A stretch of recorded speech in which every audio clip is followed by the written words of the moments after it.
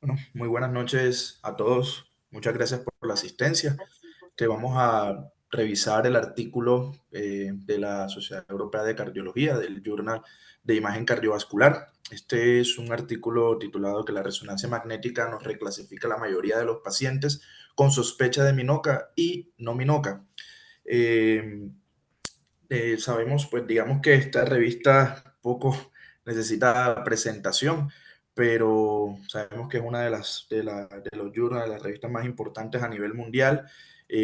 Siempre desde hace más de 20 años ha estado a la vanguardia de la literatura médica, con muy pocas, digamos que, autocitas, y también desde hace muchísimos años está dentro de los primeros cuartiles de las revistas indexadas. La doctora Chiara Bucarelli, que es digamos que una de las líderes de este artículo, es la CEO de la Sociedad de Resonancia Magnética Cardiovascular, ha participado en múltiples guías, muy colaboradora de la Sociedad Europea de Cardiología. Entonces, sabemos que es un grupo sólido el que, digamos, que está al frente de estas publicaciones. Y bueno, para entrar en materia, básicamente, como una pequeña introducción, sabemos que del 5 al 15% de los síndromes coronarios agudos tienen coronarias epicárdicas sin lesiones obstructivas y es lo que nosotros, digamos que clasificamos como MINOCA.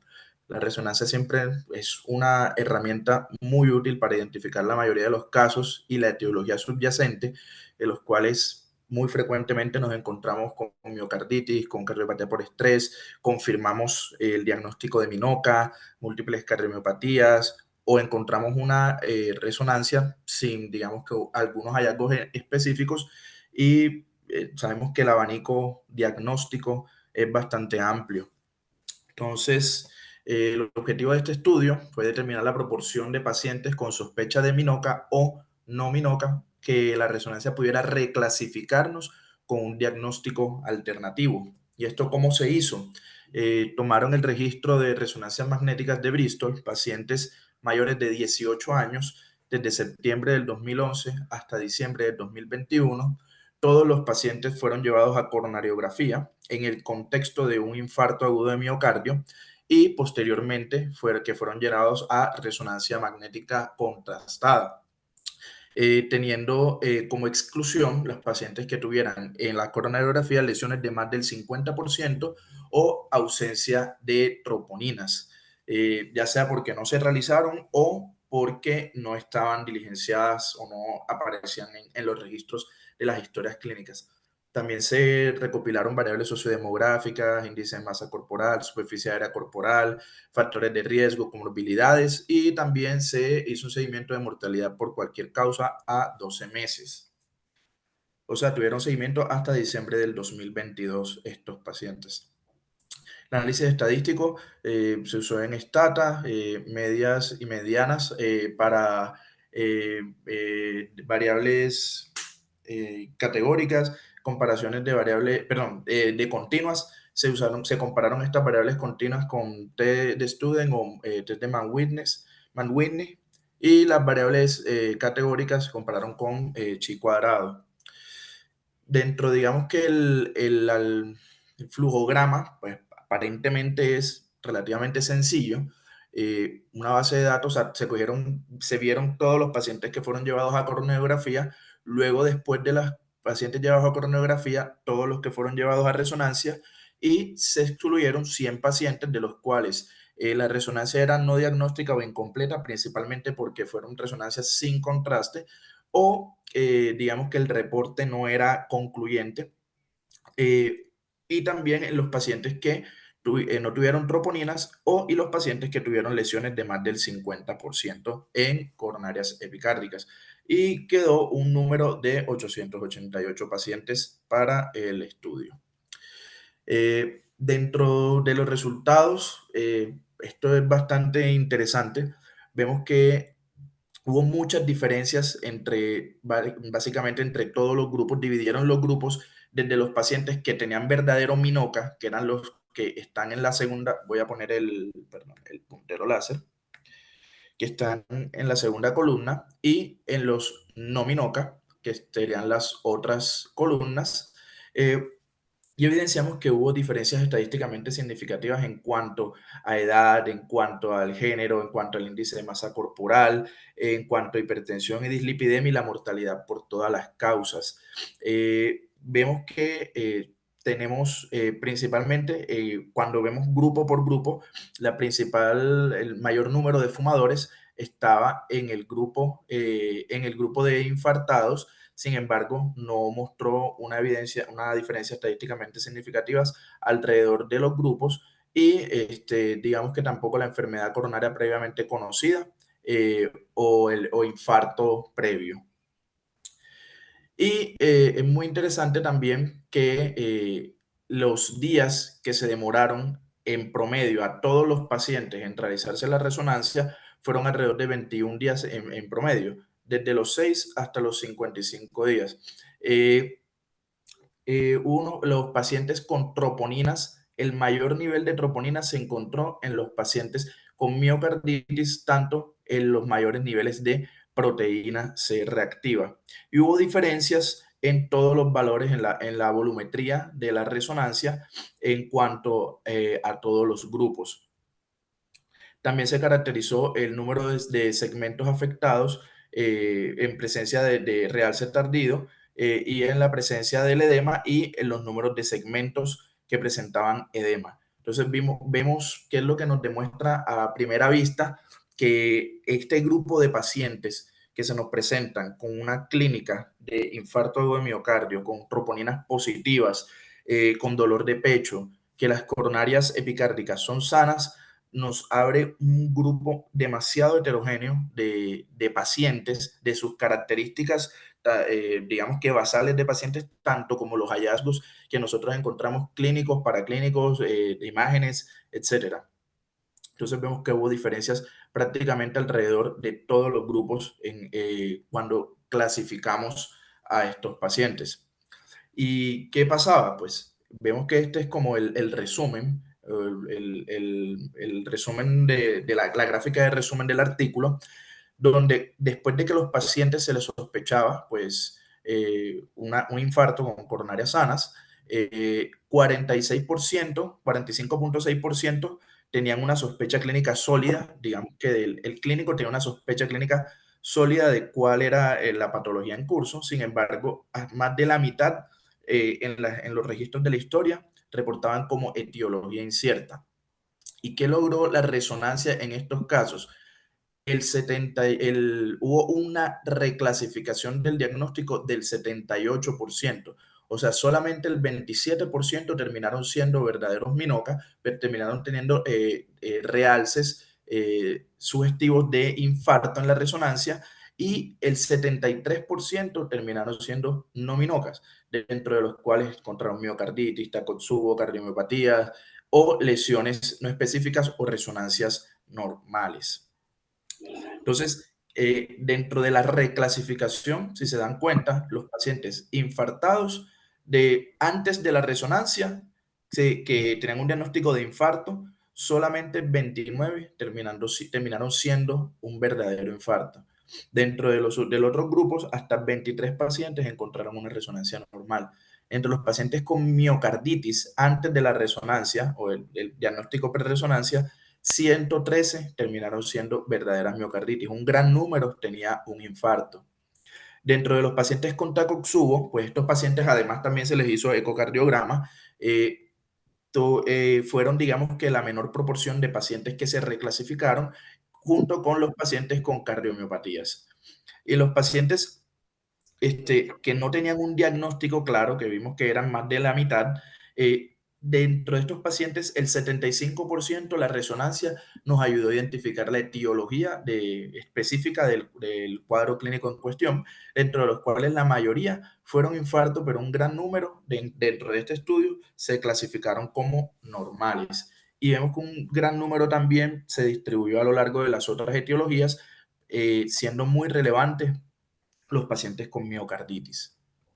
Entonces, esto es como un flujograma de cómo se reclasificaron los pacientes Esto fue antes de la resonancia, esto es después de la resonancia. Vemos cómo es muy heterogénea, digamos que la reclasificación en cuanto al diagnóstico específico gracias a la resonancia. Y también muy importante mostrar que antes de los 14 días y después de los 14 días hubo, digamos que diferencias en cuanto no hubo diferencias, perdón, en cuanto a la reclasificación. O sea, tuvo buen rendimiento la resonancia inclusive después de los 14 días. Hubo también un pequeño análisis de unos pacientes que se les hizo una resonancia temprana, antes de los 3 días, versus antes de los 14 días. Vemos que la reclasificación fue menor en los pacientes que se les hacía la resonancia antes de los 3 días, y en la resonancia del estudio normal, reportado como resonancia normal, después de los 14 días, sí fue mucho mayor que antes de los 14 días. Entonces, digamos que hoy en día no hay una evidencia sólida o contundente que nos diga cuál es el momento preciso para realizar la resonancia, pero digamos que en este estudio nos mostró que antes de los 14 días o después de los 14 días se puedan haber también en los dos grupos hubo reclasificación. Entonces, nuevamente para mostrarle que un paciente que consultó o con diagnóstico de infarto de miocardio, que fue llevado a coronariografía con coronarias epicárdicas sanas, con un diagnóstico de trabajo o una sospecha de infarto, solamente el 27% de los pacientes tenían un verdadero infarto o un MINOCA. Eh, Digamos que este estudio, ustedes tuvieron oportunidad de verlo, aparentemente es bastante, entre comillas, sencillo, ¿cierto? Tomar una base de datos, analizar sus variables sociodemográficas, sus diagnósticos antes y después de un estudio. Sin embargo, pues más adelante cuando entremos a la discusión, pues van a entender quizás la importancia de este estudio hoy en día. En Bogotá también se realizó un trabajo algo similar, donde se caracterizaron los pacientes. Este fue en 2020, se publicó, bueno, se realizó este trabajo como trabajo de grado, en el cual estos pacientes también con infarto agudo de miocardio, clasificados como infarto agudo de miocardio, y se llevaron a coronariografía con coronarias sanas, el 50% terminó con diagnóstico de miocarditis. Y lo interesante también de este estudio en Bogotá es que analizó la reclasificación o digamos que el cambio terapéutico en las conductas terapéuticas antes y después de la resonancia. Y vemos cómo dentro de casi todos los grupos terapéuticos, aspirina, de doble antiagregación, de anticoagulantes, de beta bloqueador, de estatinas, colchicina, AINES, hubo un cambio en la conducta terapéutica con diferencia estadísticamente significativa, no encontrando ese cambio en la conducta en el IECA o en los ARA2, pues entendiendo como esto que quizás son de los medicamentos más ampliamente usados por nosotros en nuestra práctica clínica en la gran mayoría de escenarios. Entonces, entrando un poco en la discusión de lo que es MINOCA, hoy MINOCA debe entenderse como un diagnóstico de trabajo, prácticamente como una impresión diagnóstica o un síndrome o un diagnóstico inclusive sindromático, donde pues hemos visto varios papers dentro de la guía de 2023 de infarto. Este es otro artículo de una revisión también de la Sociedad Europea de Cardiología, donde digamos que nos dan varias rutas de qué debemos hacer con estos pacientes. Por lo menos en esta revisión nos recomiendan reevaluar la arteriografía coronaria. Sabemos que pueden haber limitaciones técnicas, podemos obviar de pronto lesiones muy proximales. También el paciente, pues cuando ya esté en coronariografía, se lleva una sospecha de Takotsubo, realizarle ventriculografía cuando sea, digamos que cuando esté indicado, y nos ponen esto en gris, que dice que dependiendo de la clínica, de la presentación y de la experticia del centro, tomar rutas. La ruta invasiva, que sería de la imagen intravascular, o la ruta no invasiva de la resonancia cardíaca. Y vemos que inclusive estas dos rutas nos van a dar, digamos que, diferentes diagnósticos dentro del espectro de este diagnóstico de trabajo. Entonces, esto también nos pone a pensar, si yo estoy pensando en este diagnóstico, me voy para este lado, si estoy pensando en este otro diagnóstico, me voy para este otro lado, pero nuevamente les repito, no hay una evidencia sólida hoy por hoy que nos recomiende una estrategia a favor de la otra o una ruta a favor de la otra. Y esto pues también va de la mano en que la definición de Minoca ha venido en evolución. Antes, digamos que desde el 2013, pues con la tercera definición universal de infarto de miocardio ya se venía hablando que hasta el 20% de los pacientes con síndromes coronarios agudos se encuentran con lesiones, sin lesiones epicárdicas significativas. En 2015 considerar la imagen intravascular y los test de provocación. En el 2017, los diagnósticos criterios de Minoca, Minoca como diagnóstico de trabajo. Eh, y vemos que ha venido, digamos, como que ha sido de mucho interés, ya que en este paciente, que si bien cuando tenemos un infarto de miocardio obstructivo o un paciente con una elevación del segmento ST, tenemos unas rutas que son bastante claras, pero cuando no nos encontramos en ese escenario es donde quizá las rutas pueden tomar diferentes caminos. Entonces, dentro de los diagnósticos diferenciales, pues dentro de las causas coronarias, embolismos coronarios, disfunción microvascular, espasmos coronarios, trombosis, puentes, placas o erosiones o rupturas de placas, disección coronaria. Yo creo que todo esto lo hemos visto nosotros en nuestra práctica clínica. Trauma, digamos que causas no coronarias, trauma, cardiomopatía, toxinas, miocarditis, y que no son causas no cardíacas, pues sepsis, stroke, enfermedad renal terminal, embolismo pulmonar. Esto es una cosa que prácticamente esto es del día a día. Y las guías del 2023, digamos que nos dan también un algoritmo diagnóstico, donde el primer paso es el laboratorio de hemodinamia, pues evaluando el paciente la historia clínica, examen físico, electrocardiograma, conocer la anatomía coronaria y considerar la imagen intravascular con ecografía o con tomografía de coherencia óptica. Luego, ya cuando el paciente esté hospitalizado, pues el paciente ponen como, digamos que herramienta la resonancia y cuando el paciente ya egresa, seguimiento con resonancia, rehabilitación cardíaca y ecocardiograma seriado y digamos que seguimiento de la evaluación clínica.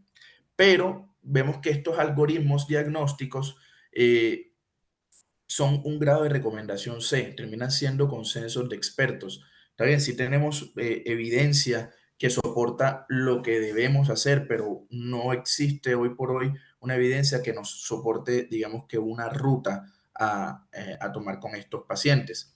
Y esto es bastante importante, que cuando analizamos una parte fundamental de esto, que es los biomarcadores, que la troponina ultrasensible nos ha llevado a que tengamos mucha más detección de troponinas en todos nuestros pacientes, al ser muy sensibles, también nos van a modificar, van a tener muchos factores que van a modificar su valor, como ser adulto mayor, los pacientes con enfermedad renal crónica, la variación del tiempo de aparición, la variación entre los sexos, los pacientes con fibrilación auricular, los pacientes con arritmias en general. Y nosotros estamos utilizando digamos, una estrategia de rule-in, una estrategia de ruling donde nosotros no tenemos realmente en cuenta muchos de estos factores al decir que nuestra troponina es rulín. ¿Cuál es el factor? ¿Cuáles son digamos que las variables que tenemos en estas ecuaciones? El tiempo de presentación, el algoritmo que nosotros elijamos, la marca de la troponina y unos cambios según la marca de la troponina. Entonces, si bien nosotros reconocemos que la utilidad de la troponina real es su valor predictivo negativo, descartarnos un infarto agudo de miocardio, vemos que cuando las troponinas salen positivas, a pesar de que tengamos un ruling, vemos que y el valor predictivo positivo aparentemente sea de 70% para síndrome coronario agudo, si nos encontramos coronarias epicárdicas sanas, este valor predictivo positivo nos hemos dado cuenta que no es realmente del 70%. Nos encontramos que la gran mayoría termina siendo miocarditis o algún otro diagnóstico alternativo. Y este es, pues, como un resumen del Hart-Minoka, nada más le traje, digamos, que esta grafiquita, que combinaron, esto fue un estudio pequeño, solamente en mujeres, y solamente terminaron evaluándose 170 pacientes, de los cuales 145 fueron, se realizó tomografía de coherencia óptica y después fueron llevados a resonancia. Vemos que el rendimiento, cuando se integran estas dos técnicas, aumenta muchísimo más para diagnosticar infarto agudo de miocardio. Entonces, las limitaciones de este estudio, pues bastantes. Es un estudio que es de un solo centro, es real.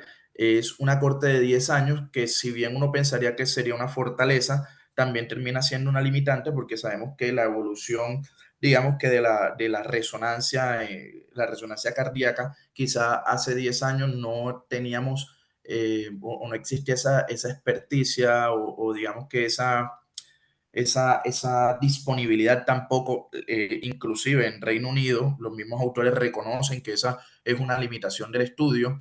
También incluyeron pacientes pues en época de pandemia, fue hasta el 2021, entonces también hubo, digamos que es un factor de confusión.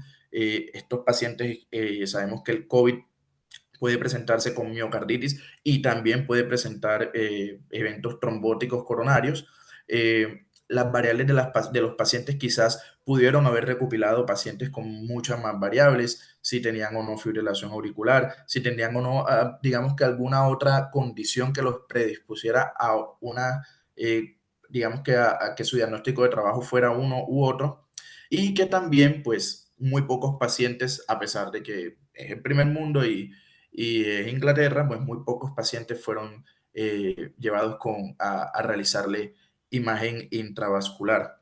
Entonces, pues yo creo que este estudio, si bien es bastante, entre comillas, aparentemente pequeño y aparentemente sencillo en su metodología, pues esto nos deja una gran reflexión, que hoy en día estos pacientes que se presentan con dolor de pecho, que se presentan con troponinas elevadas y sin elevación del segmento ST, vemos que, si bien uno tiene que pensar que nuestro paciente se está infartando, van a haber muchas otras etiologías que nos puedan llevar, o sea, que puedan terminar en un diagnóstico diferente al de infarto. Y esto lo ha demostrado este estudio. El estudio que se hizo en Bogotá también lo mostró. Hay varias series que muestran que la prevalencia de miocarditis termina siendo entre 35 al 40% en este grupo de pacientes, y que la definición de Minoca, pues también que engloba a los pacientes que tengan lesiones epicárdicas menores del 50%, pero entonces nos hacemos la pregunta de qué pasa con estos pacientes que tienen lesiones entre el 50 y el 70, que sí estarían explicando el cuadro clínico. También tenemos que, digamos que poner sobre la mesa las conductas clínicas que tomamos con estos pacientes. No estaríamos sometiendo, pues, un paciente que se le hace una coronariografía y tiene coronarias epicárdicas sanas y no tenemos después un diagnóstico definitivo, nos preguntamos si debemos someterlos a tener doble antiagregación o no, si se deben anticoagular o no, dependiendo pues del escenario, y vemos que también tanto reclasificar el diagnóstico nos va a reclasificar el tratamiento. Entonces, si no llegamos a un diagnóstico definitivo, primero estaremos sometiendo pacientes a terapias innecesarias o estaríamos dejando de dar terapias necesarias según la etiología en específico. Entonces, digamos que es saber que tenemos, por lo menos en nuestro medio, la disponibilidad de la resonancia magnética cardíaca, que cada vez se van consolidando grupos alrededor de la ciudad y del país, expertos en la lectura de esta resonancia. Los tiempos y las disponibilidades cada vez son menores, los tiempos en los que uno puede realizar una resonancia, y las disponibilidades son cada vez mayores. Entonces, esto pues probablemente en un futuro también nos va a hacer cambiar, digamos, como el paradigma que tenemos en mente, de que paciente con troponinas positivas y dolor torácico es un paciente ruling infarto, y que sí o sí tiene que ser llevado a coronariografía. Entonces, probablemente estos estudios que van surgiendo nos podrían hacer llevar a cambiar nuestras conductas.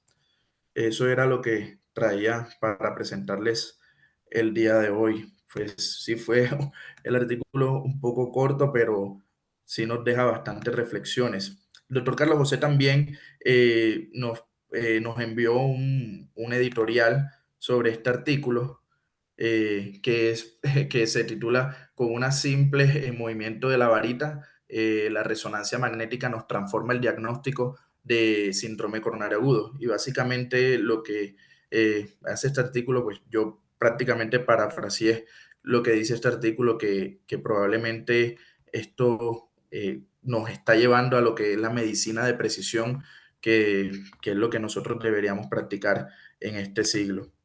Entonces, eso era lo que traía para presentarles y quedamos abiertos a las discusiones. Roberto, muchísimas gracias por tu presentación. No tuve oportunidad de saludar a cada una de las personas que fueron ingresando a la sala y de verdad que estamos muy agradecidos por la presencia de un grupo tan selecto.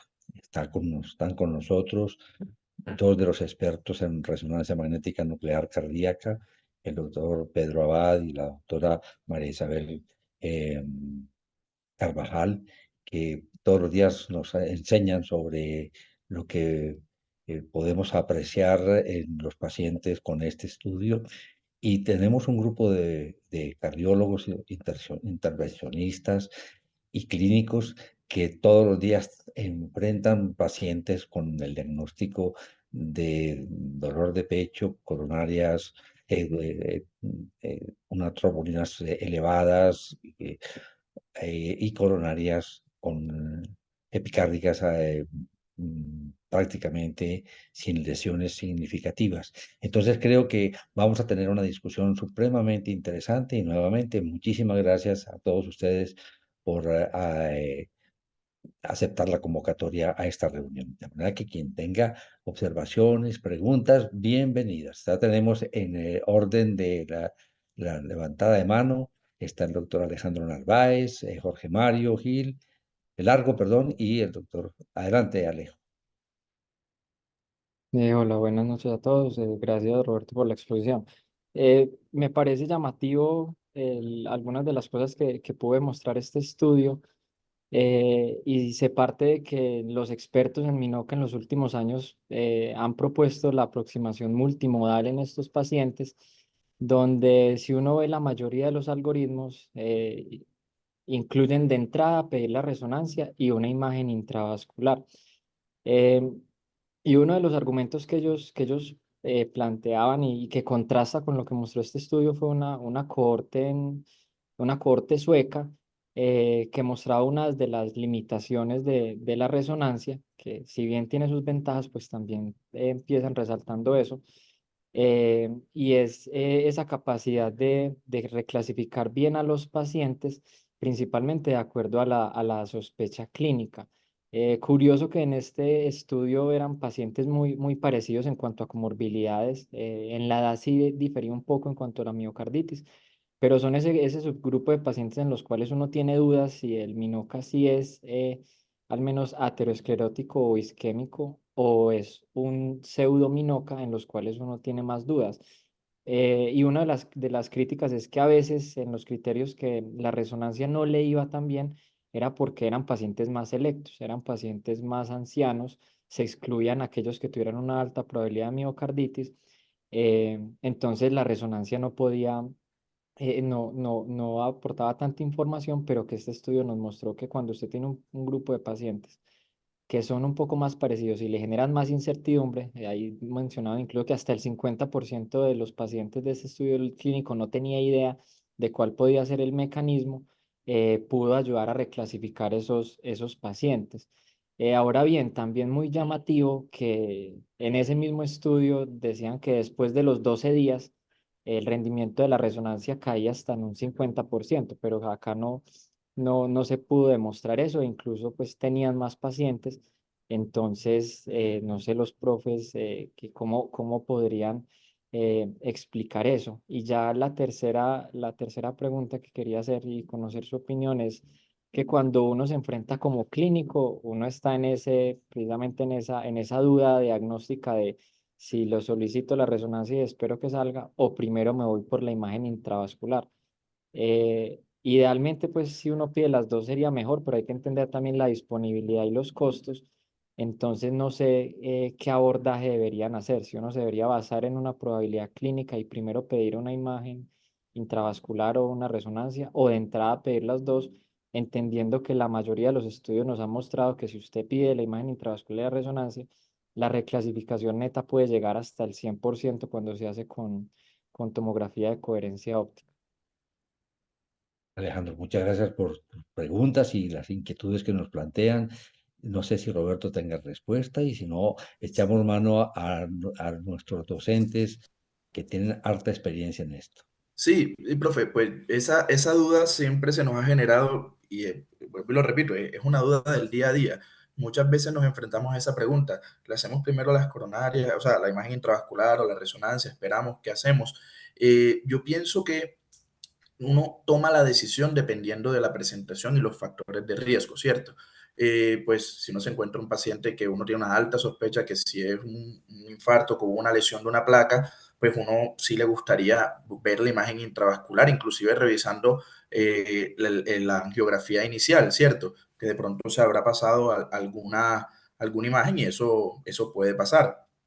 Y también uno se va para el otro lado en pacientes jóvenes con menos factores de riesgo cardiovascular, que uno piensa en buscar, digamos que con clínica sugestiva de miocarditis, que tuvo alguna infección viral o que el paciente haya cursado también con pericarditis.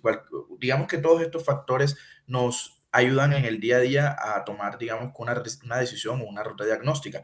Pero entonces uno se pone a preguntarse cuando, digamos que uno clasifica el diagnóstico con unas troponinas Rulin, un dolor torácico, un electrocardiograma no concluyente, lleva a este paciente a coronariografía y lleva a este paciente a imagen intravascular, pues se está sometiendo primero pues a la punción, digamos que a las complicaciones o a los riesgos inherentes de esto, al uso del contraste y a un costo que de pronto pacientes con muy pocos factores de riesgo cardiovasculares podríamos irnos por la ruta de, digamos que de la no invasiva, ¿cierto?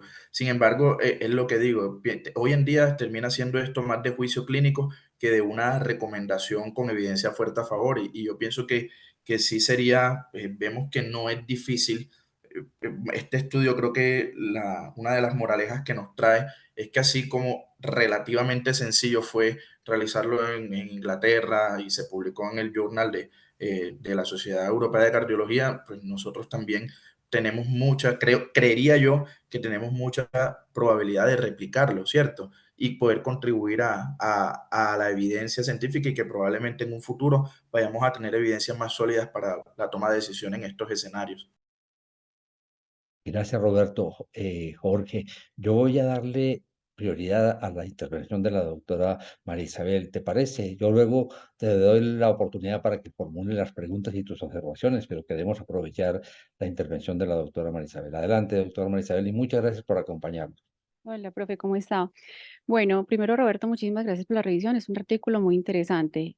Con respecto a por qué comienza a disminuir la precisión diagnóstica después de los 14 días de la resonancia magnética, pues lo que sustentan los artículos es que a partir de 14 días comienza a disminuir los cambios inflamatorios del miocardio, tanto edema como la hiperemia. Entonces, un paciente puede haberse presentado con una cardiopatía por estrés y la resonancia se hace 2 semanas después de ese evento agudo, podemos tener resuelto todos los cambios inflamatorios y los trastornos segmentarios de la contractilidad, características de esta patología y clasificar como una resonancia magnética normal cuando su evento agudo puede haber sido explicado por una cardiopatía por Takotsubo.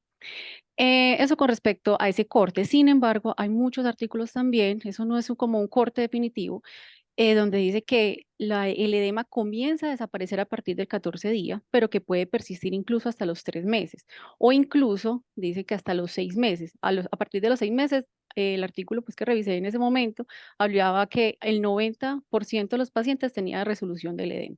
Eso es importante, entonces probablemente eso es una de las cosas que nos disminuye pues como esa ayuda de la resonancia en pacientes después de 14 días del evento agudo.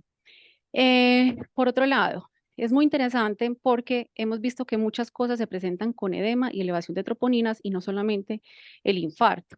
Existe el Takotsubo, existe pues obviamente el Minoka, también está, por ejemplo, la cardiopatía ritmogénica en fase aguda. Todas estas patologías se presentan muy similares desde el punto de vista clínico, pero en la caracterización tisular por resonancia magnética sí podemos aportar. Entonces yo creo que este artículo es muy interesante porque se evidencia lo que estamos viviendo en el día a día, que pacientes que se clasificaron inicialmente como un Minoka, los vemos o que realmente sí fue un infarto o un Takotsubo o de los diagnósticos diferenciales. No sé si esto le resuelva la pregunta al doctor. Muchas gracias, Marisabel. No sé si hay algún otro comentario, alguna pregunta en especial. Seguramente ahorita los otros profesores van a participar. Por el momento, Jorge Mario, adelante. No, muchas gracias, Roberto. También pues ahí ahondando un poquito más en el tema que estaban discutiendo ya los colegas. Hoy en día pues realmente el término de Minoca y todo su espectro pues va cambiando cada vez más. Antes se le incluía pues otros hallazgos como miocarditis Takotsubo. Ya pues los autores incluso los definen como todo este espectro según si tiene trastornos coronarios y a este denominan como el MINOCA, si tiene disección, ruptura, etcétera, trastornos miocárdicos, trastornos no cardíacos, e incluso pues se vienen dando nuevos términos como el INOCA o incluso hay otro que es el troponin positive non-obstructive, como otros términos diferenciales. Y pues también como para ahondar en lo que preguntó el doctor Alejandro, pues ahí sí nos basamos mucho de la orientación clínica que tengamos pues inicialmente según el caso. Y ahí pues ahondaríamos en qué ayuda diagnóstica a elegir como primera instancia. Yo creo que al final de cuentas el determinante más grande va a ser uno, la disponibilidad y dos, el costo-beneficio que podamos tener inicialmente, ¿sí? Es bien sabido que pues en la mayoría de instituciones de pronto vamos a tener un poco más disponible y más rápido la utilización pues de la resonancia magnética que pues como mencionamos nos dan muchas datos clínicos significativos y ya pues va a basarse principalmente en eso. No sé si Roberto tiene otra opinión asociada. Muchas gracias. Gracias, Jorge Mario. Roberto, ¿tienes algún comentario o seguimos con el doctor Emilio? No, si quieres, seguimos, profe, y al final Listo, redondeo la perfecto. idea. Muy bien. Doctor Emilio, adelante. Robert, yo te quiero preguntar qué piensas que es lo que aporta el estudio, porque pues la mayoría de las veces sí es del consenso de la AJA y los consensos previos, sabemos que lo que nos redefine el minocafeteante es la resonancia. Hay una cosa importante que mencionar de la imagen intravascular y es que casi todos estos estudios usan OCT, algo que habíamos hablado alguna vez con los profes con el profe Senior y con el profe Edison es que el OCT, a diferencia de iBus, que es lo que tenemos más disponible en nuestros centros, no caracteriza de la misma manera todas esas lesiones, las erosiones de placa, las rupturas de placa, entonces eso no siempre es viable con iBus y OCT sabemos en nuestro medio no está disponible. Y lo mismo para los estudios, digamos, funcionales intravasculares, los test de acetilcolina, todos los test de disfunción microvascular, que donde caen los verdaderos minocas que son epicárdicos y que son isquémicos, esos no, pues es muy difícil comprobarlos y esos usualmente los tratamos bajo la presunción diagnóstica porque no tenemos la disponibilidad de los reactivos y demás y no se hace en nuestro medio el estudio intravascular funcional y el que se hace no invasivo tampoco estaba muy disponible, que alguna vez yo le había hablado con los profes con la profe María Isabel y el profe Pedro, los estudios de microvasculatura por rezo y por las otras imágenes tampoco lo tenemos muy disponibles. Entonces, no sé, Robert, ¿qué opinas? ¿Qué es lo que realmente nos aporta para ti este estudio? Nuevo, Adelante, pues. Roberto. Y Sí, estamos bueno, pendientes de las otras participaciones de todos los asistentes, especialmente pues los expertos. Muy bien. Está el doctor Abad. Si quiere, esperamos un momentico, Roberto, la opinión del doctor Abad y luego tú hágale, profe. complementas. Roberto, Adelante, venga, yo Pedro, lo y saco de ese muchas gracias por enredo, acompañarnos. trato de sacarlo de ese enredo en el que me metió Emilio, hermano. Eh, yo pienso que el aporte más importante de este estudio fue lo que mostraste de Bogotá. A mí me parece que hacer énfasis en la cambio de conductas medicamentosas, farmacológicas o como lo quieran llamar, ahí sí se vería realmente el impacto y la importancia de hacer una resonancia de manera temprana. ¿Por qué temprana? No hay que correr a hacerla de urgencia, pero sí tenemos hasta 14 días para hacer una resonancia que nos permita llegar a un diagnóstico diferencial muy acertado. Obviamente hay limitantes y hay minocas, por llamarlos de alguna manera, minocas puros, donde realmente vamos a necesitar estudios más avanzados que, como decía Emilio, ya lo habíamos discutido con un caso que tuvimos, son difíciles de hacer y difíciles de determinar pues, la etiología exacta, pero el manejo no varía mucho, porque lo que han dicho otros, si estamos frente a pacientes con factores de riesgo que tienen un estudio con elevación de enzimas coronarias epicárdicas sanas y una resonancia normal, pues nos va a tocar manejarlo de alguna manera tipo aterosclerótico. Pero si nos damos cuenta que en esos primeros 14 días que podemos hacer la resonancia sin tanto afán, establecer un diagnóstico definitivo, el cambio en la terapia es realmente donde yo creo que la resonancia tiene su aporte más importante. Eh, esto es un comentario diferente.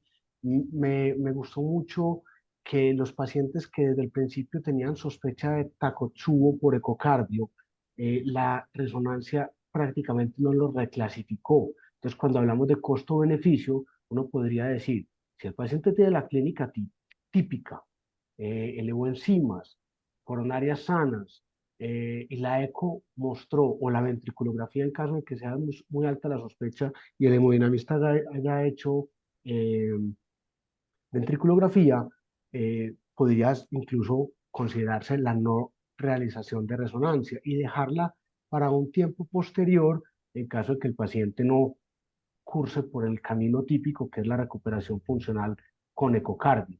Ese comentario segundo va al lado distinto a lo que traté pues, de evidenciar, porque a mí me aportó mucho ese estudio de Bogotá, que aunque es pequeño y no creo que no estaba publicado, sino como una tesis de grado, creo que es allá a donde apunta la utilidad de hacer la resonancia. Gracias. Pedro, a ti muchísimas gracias. Ahora sí, Roberto, adelante y seguimos esperando la participación de el otro, la contrapartida, los hemodinamistas. Bueno, Adelante. doctor Emilio, bueno, muchas gracias. Y sí, estando en consonancia con el doctor Pedro, sí, creo que es fundamental la reclasificación para establecer un manejo adecuado. Sin embargo, a mí también me dio, digamos que me aportó algo más, además de todo lo que hemos dicho, y que es algo que epidemiológicamente o desde el punto de vista de investigación es algo muy reproducible y que se puede hacer a muy grande escala. Esto, ¿a qué nos puede llevar? Si bien esto digamos que es un estudio pequeño de un solo centro, con todas las limitaciones que ya he mencionado, que es una corte histórica, si uno reúne una gran cantidad una cantidad, pues, no gran cantidad, sino significativa de pacientes, uno busca todos estos factores de riesgo, hace una clasificación o una clasificación sociodemográfica y de factores de riesgo juiciosa, uno podría hacer un análisis estadístico multivariado, univariado, de qué factores de riesgo se asociaron más a pacientes con verdadero minoca y qué factores de riesgo se asociaron más a pacientes con no minoca. Dentro de, digamos que todo el abanico diagnóstico, uno podría desarrollar scores de predicción y podría después, digamos que ensayarlos en estudios prospectivos. Entonces, esto es como a lo que yo me refiero con lo del cambio de paradigma, porque, y creo que también lo hemos discutido mucho, inclusive con el doctor Senior, que muchas veces tenemos un paciente con dolor torácico, troponinas muy positivas, y nos damos cuenta, y ya esto sí lo sabemos todos, que quizás de lo que más nos puede subir las troponinas es la miocarditis. Sin embargo, no, o sea, digamos que paradójicamente más troponina no significa más infarto. Podríamos llegar a establecer, digamos que rutas o algoritmos diagnósticos con una evidencia un poco más sólida, como digamos que hemos visto que ha pasado en diferentes escenarios a lo largo del tiempo. Entonces, sí me parece pues, que este estudio y también el de Bogotá son bases bastante sólidas para ir avanzando en cuanto a estudios con metodologías de pronto más precisas. Gracias, Roberto. Roberto, le Jóvenes. tengo una base de 3.200 resonancias en los últimos 4 años, una base de datos, todos pacientes de Sura. Anímese y hacemos algo. Perdón, doctor. No se diga más. Qué reto, qué reto. De una. Buena esa, Pedro. ¿Algún comentario adicional, alguna pregunta? Doctor Senior, adelante, bien puedas tomar el micrófono. Buenas noches. Yo Buenas tengo noches, Juan. la primera pregunta que le tengo a Roberto es ¿cuál es la definición de minoca? Profe, la definición sería un paciente con dolor torácico, troponinas positivas y con lesiones epicárdicas, coronarias epicárdicas, sin lesiones o menores del 50%. O sea, lesiones que serían no significativas en una Sí, sí. coronariografía. ¿Qué más le falta? Eh, no me acuerdo.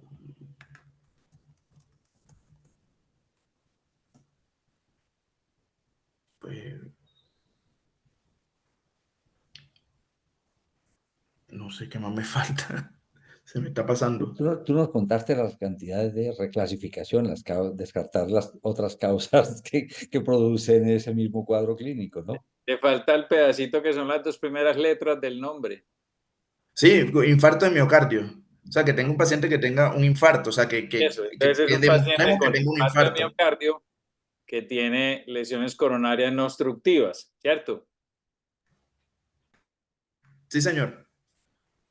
O sea que si yo le hago la resonancia y la resonancia me dice que tiene una miocarditis, ¿eso es un minoca o no es un minoca?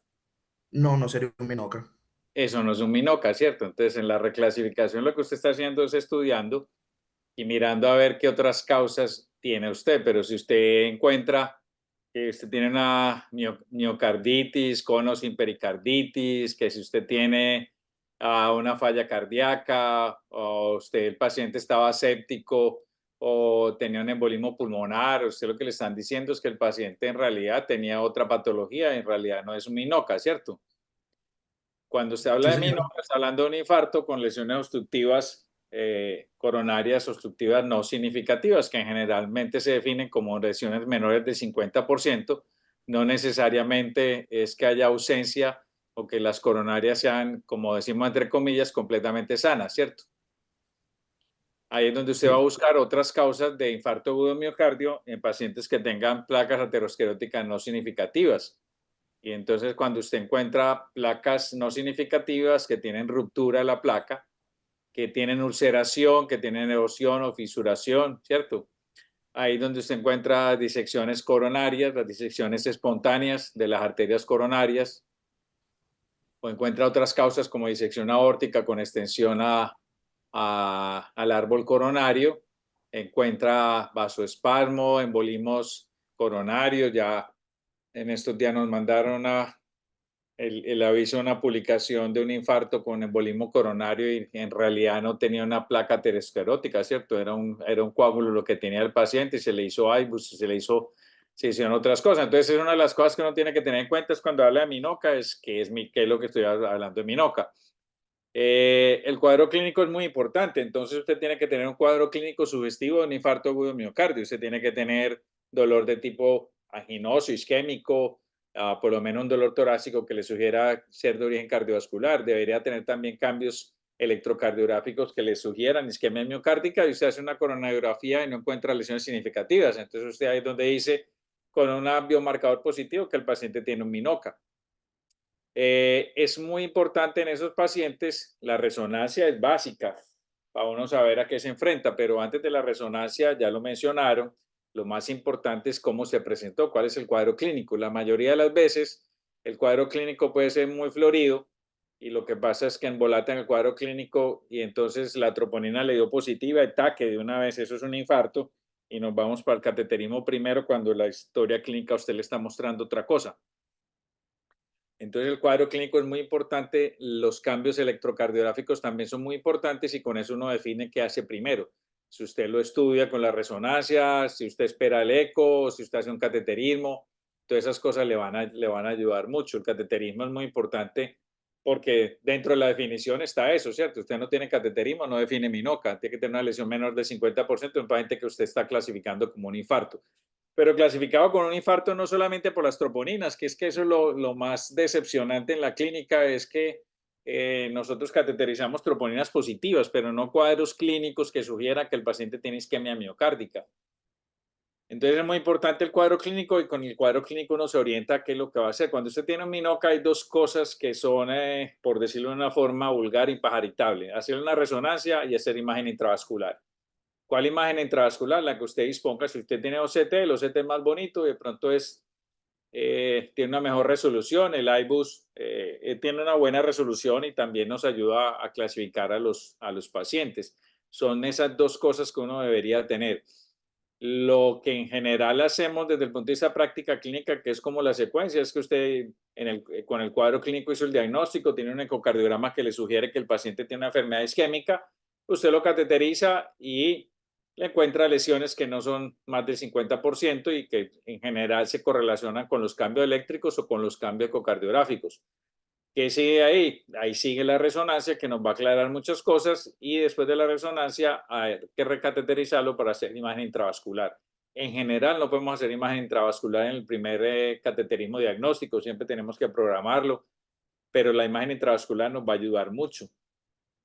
¿Recuerdan el caso que discutimos hace poquito en el chat de POCUS, en que un paciente de 17 años tenía un infarto agudo de miocardio? La resonancia mostró que tenía necrosis de toda la pared anterior. Lo que habíamos visto en el primer cateterismo era solo un trombo residual en la descendente anterior. Se le buscó trombofilia, le hicimos un ultrasonido intravascular. Resulta que el muchacho tenía una placa aterosclerótica bastante grande en el tercio proximal de la descendente anterior. Ya no tenía trombo residual porque ya se le había dado manejo, pero el paciente, a pesar de ser tan joven, tenía una placa aterosclerótica que probablemente se fracturó y fue la causa de su infarto agudo de miocardio. El ultrasonido intravascular nos ayudó a clasificar esa placa y a saber que ese paciente tiene un riesgo alto porque a esa edad, con necrosis establecida y con una placa aterosclerótica que no se la pudimos achacar sino al consumo de cannabis, de marihuana, no se le encontró otra causa. Es una causa bastante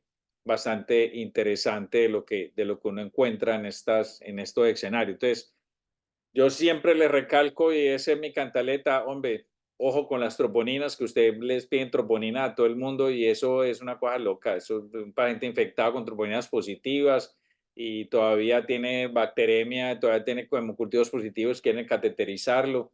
El cuadro clínico es muy importante, lo que lo va a orientar a uno. Y si el cuadro clínico es de síndrome coronario agudo, pues el cateterismo nos va a ayudar y luego, de acuerdo a lo que encontremos, la resonancia nos va a permitir discernir para dónde seguimos, ¿cierto? Si nos muestra otra cosa, es una miocarditis, ya vamos a parar ahí, no vamos a necesitar absolutamente más nada, pero si nos muestra que si tiene algo de necrosis, que tiene algo que sugiera que es isquemia miocárdica, el hacer imagen intravascular sí nos va a mostrar qué pasó con esas placas que son blandas, jóvenes, que no ocupan más del 50% de la luz de la arteria, pueden producir síndromes coronarios agudos.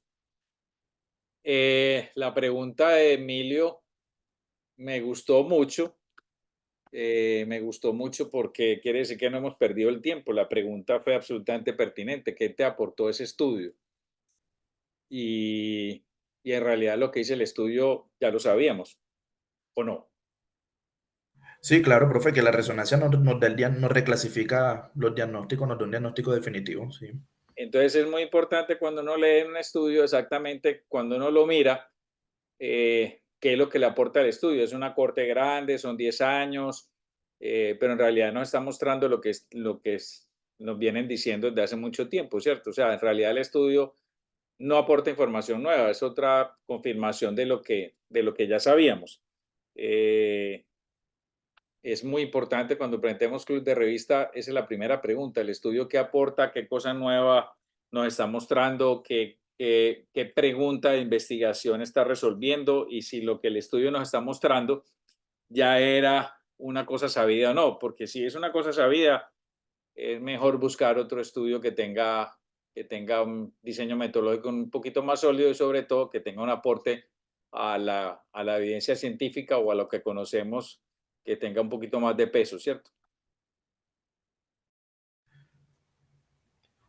Sí, sí, señor. Yo tengo una pregunta, profe, y es cuando uno se encuentra con lesiones, por ejemplo, que son mayores del 50% o que están entre ese 50 y 70%, y va en que o sea, la enfermedad coronaria es altamente prevalente y puede coexistir con muchas de estas otras cosas que son no minocas y puntualmente con miocarditis. O sea, podemos tener un señor de 50 años que fumó algo, que tiene dislipidemia, y que tiene unos antecedentes familiares y que sabemos que la clínica, si bien usted lo ha dicho que es quizá de las cosas más importantes, también la clínica puede ser relativamente homogénea entre muchos cuadros clínicos que pueden simular síndromes coronarios.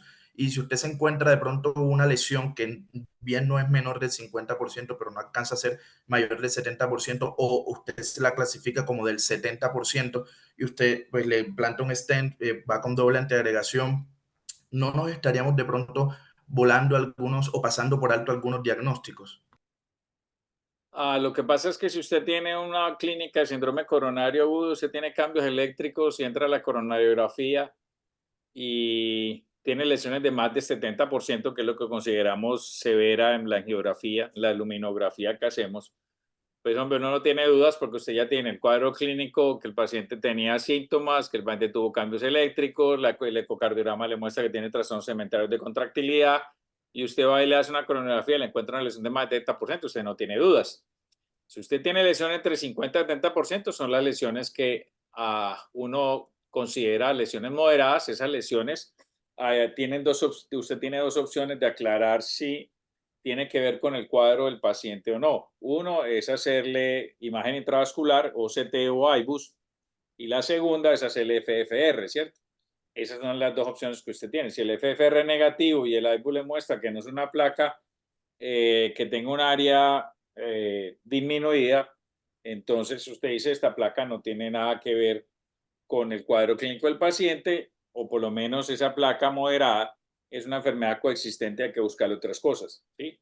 Eso es más la definición de las lesiones moderadas, que tenemos que ahondar más en imagen intravascular y en evaluación funcional con FFR, que es lo que tenemos más a mano, ¿cierto?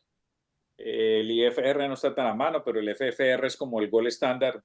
Entonces, es lo que deberíamos hacer con esos pacientes. Pero usted acaba de decir una cosa que es absolutamente importante y es una discusión del día a día que siempre tengo yo, y es que acuérdense que depende de la población que usted esté mandando cateterizar, la enfermedad coronaria es más prevalente de acuerdo a la población que usted esté mandando cateterizar. Y el hecho de que usted tenga una placa severa de más de 70% no le está diciendo que eso es lo que explica el cuadro clínico del paciente.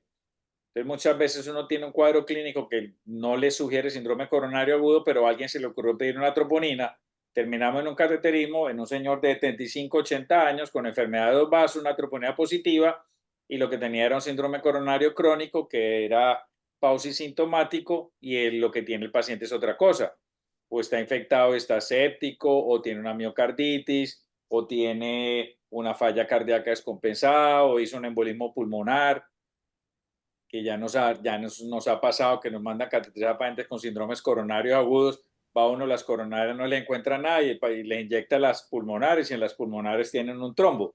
Entonces, por eso le digo yo, el cuadro clínico es muy importante en el escenario donde uno indique uno de estos métodos diagnósticos. Es muy importante. Acuérdense que la prevalencia de la enfermedad hace que el método diagnóstico que usted utilice sea adecuado o no, ¿cierto? Entonces, si yo excluyo los pacientes que tenían miocarditis o con sospecha clínica de miocarditis para la resonancia, entonces la resonancia me va a dar menos rendimiento para la miocarditis. Pues claro, pero si lo que usted quería era diagnosticar la miocarditis, el cuadro clínico era ese, no le estoy quitando importancia a la resonancia. Es muy importante porque usted lo está haciendo con un cuadro clínico compatible. A mí lo que me parece importante de lo que usted mostró en el estudio es eso, es ese grupo en que no sabían qué era, y en ese grupo que no tenía una etiología específica, la resonancia y otros métodos diagnósticos pueden ayudar mucho, pueden ayudar a clasificar qué era en realidad lo que tenía el paciente. Pero, por ejemplo, reclasificar un diagnóstico clínico de infarto agudo de miocardio con resonancia y que no hay infarto agudo de miocardio, ¿qué le pasó? Pues puede que eso sí lo encuentre uno, pero o la clínica no era le sugería que fuera un síndrome coronario agudo y los cambios eléctricos no se lo sugerían, el ecocardiograma tampoco, entonces usted se está pegando de cosas y va a utilizar una resonancia cuando su algoritmo diagnóstico algoritmo diagnóstico estaba perdido. Usted está echando mano a la resonancia para que lo saque del mal ejercicio clínico que se hizo en un principio. Puede sonar maluco, pero es lo que vemos todos los días, ¿no? Todos los días cateterizamos troponías positivas, uno se pone a ver la historia y este paciente debía tener otras cosas antes de ir a la sala de hemodinamia. Sí, profe, estoy Gracias, de acuerdo Juan. con usted y esta, digamos que esa pregunta lo hice pues que es una opinión como digamos que personal que creo yo que en un futuro se va a reclasificar digamos que este diagnóstico de trabajo y no solamente va a ser con, digamos, con una lesión menor del 50%, o sea, algo como, digamos que visual, sino que también probablemente vayan a incluir categorías funcionales o de imágenes intravasculares para definir si de verdad, aunque encontremos una lesión intermedia, si sí es como la responsable o no del cuadro clínico cuando tengamos alguna duda y el cuadro clínico no sea, digamos, como que tan claro. Gracias, Roberto. El doctor Domingo Caraballo tenía una intervención por hacer, que sería la última. Ya estamos sobre las 8 de la noche. Adelante, Domingo. Buenas Y noches, el doctor Roberto. Abad también tiene una opinión para ofrecernos.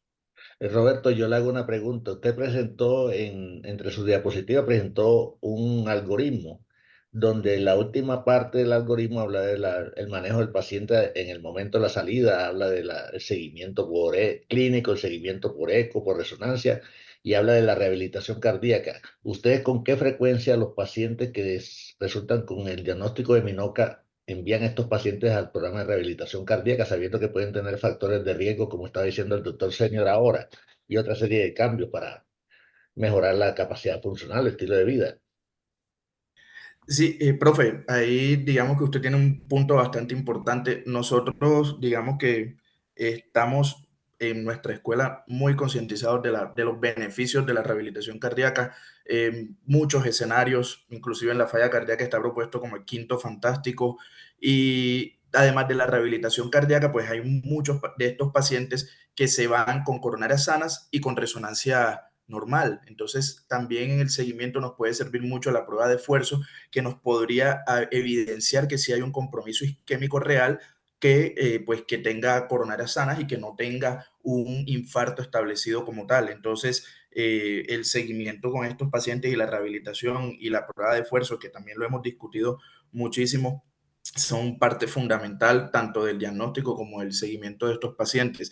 Si usted me pregunta puntualmente con cuánta frecuencia, pues los profes nos pueden confirmar que nosotros cada vez al alta, rehabilitación cardiovascular, sí, créame que lo tenemos bastante pendiente. Sabemos que quizás nosotros, porque estamos en el ámbito de cardiología, quizás en otro ámbito todavía falte concientizar a muchos grupos sobre los beneficios de la rehabilitación, pero ese es un trabajo de todos los días.